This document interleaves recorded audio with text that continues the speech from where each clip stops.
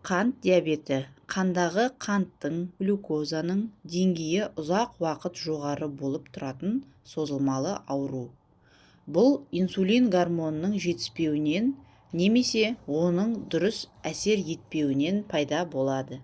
Пайда болу себептері: тұқым қуалаушылық, дұрыс тамақтанбау, тәтті, майлы тағамды өте көп тұтыну, артық салмақ, семіздік, қимыл қозғалыстың аздығы, ұйқы безінің аурулары, күшті стресс, жүйке күйзелісі.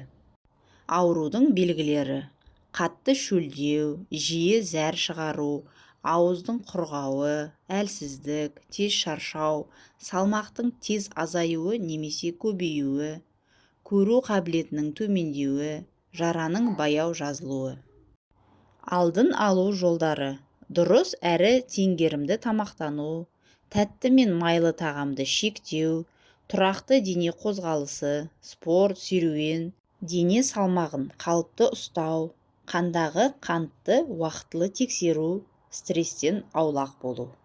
Емдеу әдісі: дәрігер тағайындаған дәрілерді қабылдау, инсулин егу қажет жағдайда, арнайы диета сақтау, қандағы қант деңгейін тұрақты бақылау, салауатты өмір салтын ұстану.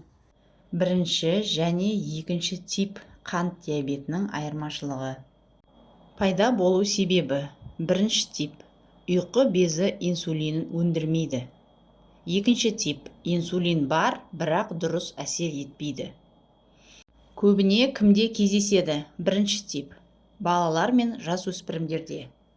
Екінші тип – ересектерде, қазір жастарда да кездеседі. Пайда болу уақыты: бірінші тип – кенеттен және тез. Екінші тип – біртіндеп, баяу. Дене салмағы: бірінші тип – көбіне арық. Екінші тип – көбіне артық салмақ.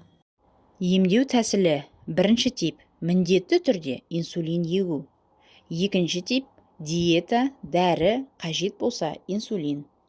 Алдын алу: бірінші тип – алдын алу мүмкін емес. Екінші тип – алдын алуға болады. Бірінші тип қант диабеті өмір бойы қалады, ал екінші типте емдеуге бақылауға болады. Денсаулықтарыңызды сақтап, салауатты өмір салтын ұстаныңыздар. Сау болыңыздар.